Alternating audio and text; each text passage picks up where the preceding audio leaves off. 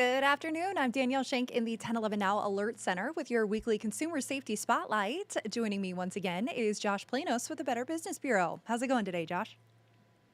It's going great, Danielle. Thanks so much for having me.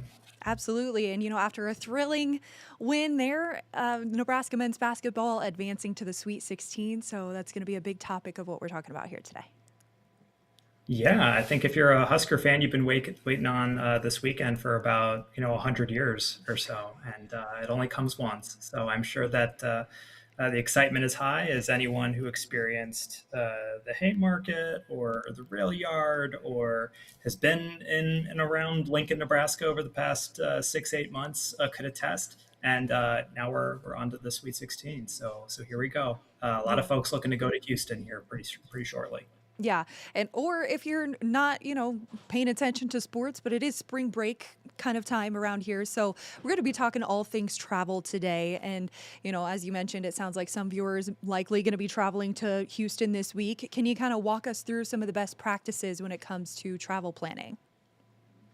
Yeah, there is a lot that goes into travel. I think for some folks, maybe the conversation starts around, what does it cost to buy an airline ticket? Maybe consider what it costs to drive, right? I mean, there's a huge disparity between last minute flights and, 10-hour treks in whatever vehicle you have. So certainly run that calculus for yourself and for your friends and your family. Make sure it makes sense. Don't price yourself out just because the flight might be a little bit higher than you anticipated, but also be reasonable about what your expectations are. There's a lot of craziness going on in airports around the country, so also factor that in. But also, just because you have a ticket to a destination doesn't mean you have a place to stay the night, right? So ensure that you're also factoring in the cost of food, the cost of shelter. If you're going to go through an Airbnb or you've got friends in the area or there's a hotel that you want to secure, all of those things cost different amounts of money. So factor in the food, factor in the cost of travel, via plane or via car, and the cost of shelter, and you'll have a pretty good sense for what it is that trek will run you. I know that a lot of spring breakers are interested in kind of taking a van down to Florida or Texas. Nothing wrong with that. But also be reasonable about what your expectations are for that kind of a trip too. It's going to be hard to kind of get away, I would suppose, if you're going down with a bunch of friends in a van and there's only one van. Yeah. So yeah, factor in all of the costs associated with the trip. Give yourself as much time to do some legwork, some research on the cost of that market. Houston, for instance, very different cost of events and entertainment and nightlife than is the cost in Lincoln, Nebraska. So factor all of that in, and if you work on a spreadsheet, that's great. If you work off a piece of paper with a pen, that's great too. But make sure you at least have a plan in place. Otherwise, that trip can go south very quickly. Yeah, a lot of things to think about just in the planning stages, especially if you're looking to use a sort of booking site for anything, or what are some of the biggest red flags when it comes to those booking sites or a deal that might be a scam before you enter that payment information? What are some things to look out for? Yeah, Danielle, it used to be that the reputable sites were almost foolproof. They would weed out the bad actors, and if you went to Airbnb, you had a 100% likelihood of success with that transaction. It's really not the case anymore. It's very easy, unfortunate, to create fake vacation rentals. We've reported on this previously in segments with 1011.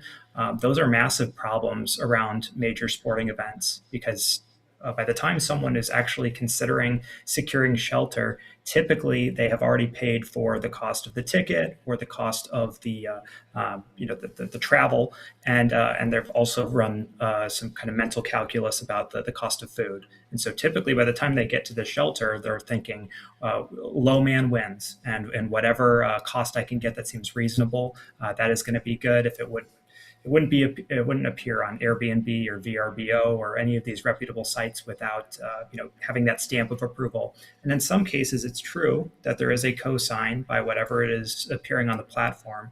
At the same time, it's really difficult for those platforms to police that activity because scammers will regularly post gorgeous photos of properties that are either already sold, nothing like the pictures, or are complete fiction.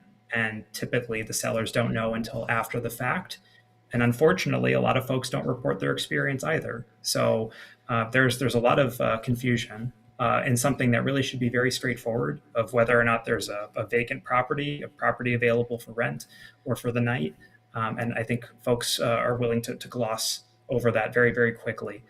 So some of the things would recommend is ensuring that there are reviews on that site, whether they be on that listing in question or on that site in question.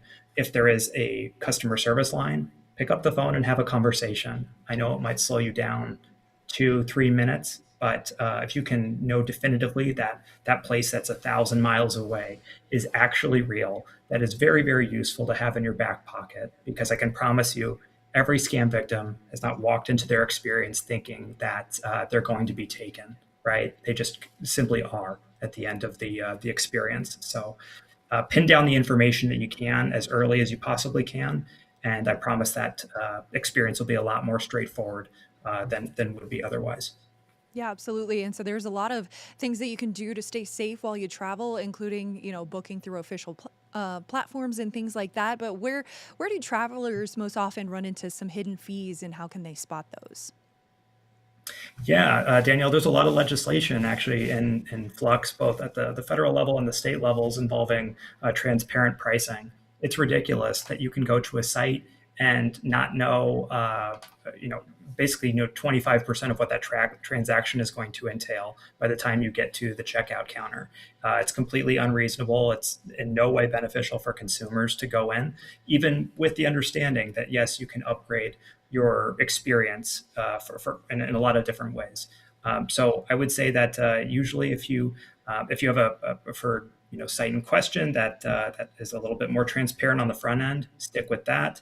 But also, it's well within your right to eject from that transaction at any stage. So if you get to, let's say, the checkout counter, right, the checkout digital transaction, and that price is 25% larger than you anticipated, you're well within your right to walk away, because that price is not going to go down. They're not going to cut you a refund after you information. So use traditional payment methods as well. Daniel, we see a lot of folks, whether they're going for spring break trips or NCAA tournament games, who get in a lot of difficult terrain when they use peer-to-peer payment methods. In a lot of cases, because those tickets are so expensive, that folks are willing to do anything to maybe make away with a couple $100 off the market rate for that ticket. I can promise you, you want to have as much security at your back as possible when you are purchasing tickets. It doesn't matter if you're going to a concert or you're going to the NCAA tournament. You want to make sure that you have the ability to actually find that money again if it's used in the context of a scam. None of us think it's going to be us, but it regularly is when that information is passed along on third parties, which is what a lot of folks, I think, are going to be doing between now and Thursday. Hmm. And I know this might not really apply for such a quick trip down to Houston, but if you are thinking about spring break, when is travel insurance actually worth it? Like, that's an option that people are presented with, but when is it actually worth getting when you're going on a trip? Yeah, it certainly depends on the type of trip. If there is even the chance that Mother Nature could intervene, that's usually a good chance, a good opportunity to read the fine print and see if you can get a complete refund, a partial refund. Very helpful to have that if you are, say, going on a cruise, right? And if you don't make it to the port at the time that the cruise leaves, you will not ever get that refund. That is a useful case study for travel insurance. Or if you're going to, say, the beach, and 48 hours before you're about to leave, you see that it's going to be nonstop lightning or severe weather, torrential downpour, things of that nature. Nobody wants to go to the beach in those circumstances. So that would be a good opportunity to get some travel insurance on, say, that flight, or on that that listing that you're going to rent for the amount of time that you are there. Read the fine print, though, because travel insurance means different things for different types of transactions. So if you purchase something through Costco, right, that will have a different level of travel insurance than, say, if you're purchasing through a third party site. You want to make sure you know exactly what it is that you sign up for. In the case of Mother Nature, that's really where where you want to have that in your back pocket, especially if you are in a family, right? I mean, kids get sick all the time. I know that it seemed like there was a bug that was almost going around, within the last 2 weeks here in Nebraska, likely because of the seasonal changes. You want to make sure that you at least have the ability to recoup some of those funds if Mother Nature or sickness or anything in life is going to intervene. But read the fine print, because you also want to know exactly what it is that you stand to recoup. And if it's not, a considerable amount of money or a considerable portion of that trip, it might not be worth that, additional $20 that's lumped onto the end. Absolutely. And so throughout this, I've been showing a few tips here and there, but of course, this comes from the handy dandy website that you provided, talking about safe travel tips, your BBB Travel HQ. So you can check out anything about, planning before the trip, during the trip, safety things, and what to do. If something does go wrong, we're going to continue, kind of talking about some of these different points that you have on this website. So once the trip has been planned, you're getting ready to go, and you're actually on this trip now, what are your top tips for avoiding any issues when it comes to hotel check-ins and checkouts, like when it comes to those holds, deposits, and maybe any surprise charges? Yeah, I mean, typically it's best practice to pay at the time of arrival, right? So that'll get you out of a lot of hairy situations if you're looking to recoup those funds. Say if you didn't make it on time, you want to certainly download the mobile app for the property in question. If it's an Airbnb, you can work through their app. VRBO, you can work through their app. If you stay at a Marriott, you can work through their app. It's helpful to have an immediate line of contact with the property or the property manager in question. Certainly, you want to bring your credit cards if at all possible. They provide a lot of transaction security that will get you a lot out of a lot of tricky situations that non-traditional payment methods simply won't. Best practice to have a charged up cell phone in case things don't go according to plan. And a lot of folks looking for cut rate discounts will pick the last flight right out of their local airport. I can promise you that it's a lot more challenging to get a hold of customer service after hours than it is during the normal 9 to 5 that most properties work off of. So again, factor that in. There is a cost associated with convenience. There's a cost associated with a stress-free transaction, and sometimes that means reconfiguring your plans to ensure that you are going to have the best possible chance of success, or the best possible chance to get in a hold of somebody during the day. And I really think that that's something that's widely discarded as kind of a non-essential part of a trip, but it really is important if you're going to a new location that you've never been before, to at least have the ability to get a hold of somebody. We also have tips for everything, ranging from, you lost your government ID during the trip, to you lost your credit card, to your bank account was compromised. We really did try to check as many boxes as possible. So I'd encourage you to work through, that landing page. I think there are a lot of answers that will be extremely helpful in very difficult circumstances. Yeah, absolutely. And if you are someone who's, booking a flight to Houston, give yourself plenty of time. We've been running stories about TSA slowdowns. I think ICE agents are going to be at the Houston airport. I think that's one of a few that I had in our morning show, where ICE is starting to help out where there's, low staffing for TSA. So, just give yourself plenty of time. You'd hate to book the flight and then miss out on the game. So. Yeah, I would think many of us who travel regularly have very vivid memories of the time we nearly missed a flight. And I can promise you that there are a lot of those memories, unfortunately, being made right now. So give yourself as much runway as possible, pardon the pun, to get to the airport in question, to have that be as stress-free an experience as you possibly can be. 2 hours is really no longer enough, right? This is not normal travel season. And hopefully folks are heeding that warning and getting there as soon as they possibly can. Yeah, absolutely. And of course, if you are flying, you might need a rental car down there. What are some add-ons that are like oversold when it comes to trying to find a rental car, and what coverage might travelers already have for something like this? Yeah, so in a lot of cases, most of these sites will provide that in addition to the cost of the airline ticket. So factor that in if you already know you're going to need a vehicle and you don't want to deal with the surcharges that come from ride sharing services, say in Houston. That is going to be something that you can do on the front end, right? That's going to save you a whole lot of headache. This is also where it's very important that you get in at a reasonable hour so you can actually have that conversation. Because if you're landing right at 11:30 at night, very unlikely that you're going to be able to have that conversation with that rental car company and be able to smooth out any differences that may emerge. So give yourself plenty of runway. Do your research on what that might cost you. Again, ballpark that into your cost estimate for your trip, and the experience will be a lot smoother than otherwise. Yeah. And we know how Husker fans can be. They might like to have a drink or two while they're down there, but that can be another fee if they end up getting sick while in the car. So maybe if you are someone who's like that, maybe also plan for any extra money that goes towards cleaning fees for those cars, or best practice to just avoid that altogether. So rideshare apps, like Uber and Lyft, what are some tips that travelers should keep in mind to avoid any extra charges like that?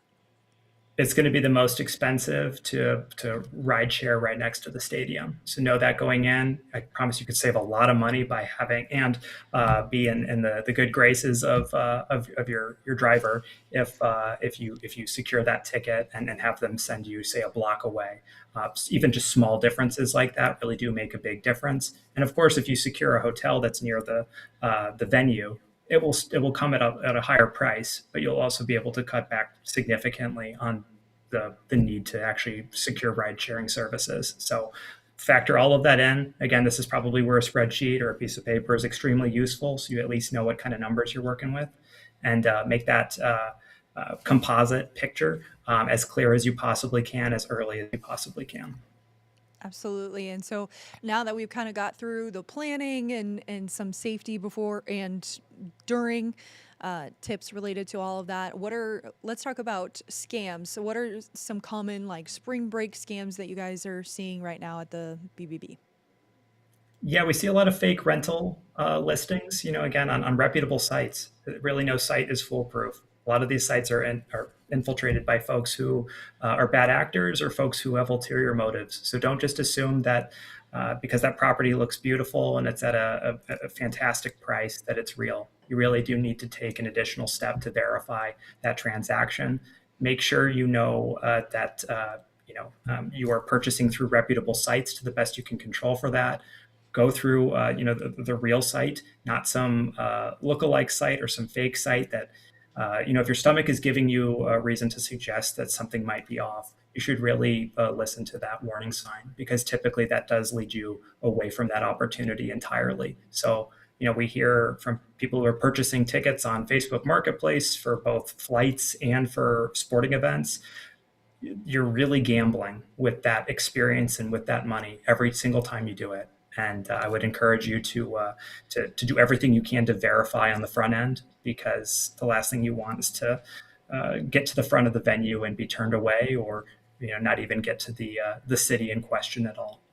Yeah. And this might be kind of a hard one, but do you have any tips for those who are traveling and are going to be on their phones and laptops to keep those secure when trying to connect to Wi-Fi and things like that while traveling? Yeah, I wouldn't say we get a ton of reports involving public Wi-Fi being hacked, but certainly if you've got financial documents on your computer, you really don't want to pull those up on a public Wi-Fi in a public airport. It's quite easy for folks to create like lookalike Wi-Fi networks that sound exactly like what you would expect from a public airport. So essentially duplicating the casual experience of being able to pull up your bank statement or any information on your laptop in a public space. Usually, it's best practice to ensure that you're looking through that offline or away from basically at home, where you know that that network is a lot more secured. But certainly, anytime it's a gamble, anytime you pull up any sensitive documents on a public Wi-Fi network that is also being used by hundreds of other people. So just know that you are gambling with your data to a degree anytime you do that. Hmm. And so, we can only plan so much. Sometimes things do go wrong.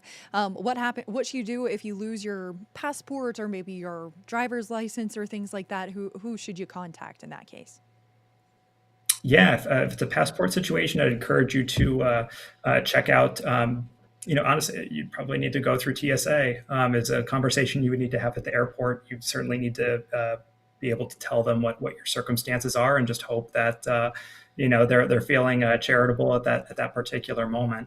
We do have all of those public landing pages available on bbb.org, so I'd encourage you to check those out based on the circumstances that you experience. I would have a phone handy, a phone that is charged handy, because it's essential that you're able to get in touch with the person that runs that organization as quickly as possible, whether it be the driver's license, the DMV, or a government identification. And certainly, you want to contact your bank, right? The bank wants to know if that information's been compromised much sooner than anybody else. You can also report it to Scam Tracker at bbb.org/scam tracker. Yeah, absolutely. And as you mentioned, the BBB landing page has some tips on what to do if something goes wrong, like we just mentioned passports. But if you happen to have a medical issue or if your card goes missing, things like that, the landing page has some tips. But what else should travelers do if they return home and notice some suspicious charges or believe their information was skimmed? Ideally, you've used a credit card and you can dispute those charges as service is not rendered. You want to report it to the impacted party, right? So even if, let's say it's on Venmo, Venmo is a customer service division that is just waiting to hear about experiences like this. Always report through the payment method in question, and ensure that you aren't going quiet, because sadly, too many people try to turn the page, and that really only protects the perpetrator of the crime. Hmm. And as always, quick reminder that the BBB Scam Tracker is available for anyone to report a scam or search for suspicious activity in their area. So, Josh, thanks so much for joining us here today. Thank you, Danielle.